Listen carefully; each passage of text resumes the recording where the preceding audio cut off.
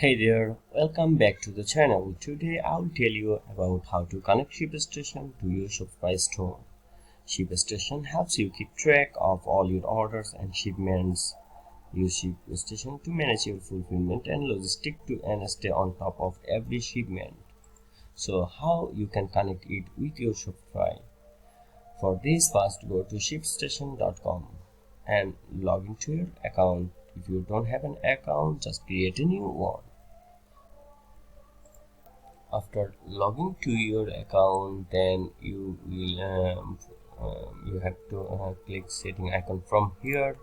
Then after click on it, you will see here a bunch of options.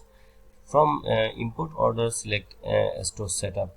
Then you will from this section select connect a store from here. Then you will see Shopify, Amazon, WooCommerce, which you have to select this platform which you want to connect. We are selecting Shopify from here. Now enter your domain name. Your domain name .myshopify.com, and then select connect from here. Then it will be redirected to your Shopify store. Just review all the details and click on install to install the app, and that's it. That's how can it add to Shopify. And then from here you can see in the order section, you can see your awaiting shipment, manual orders, new Shopify store.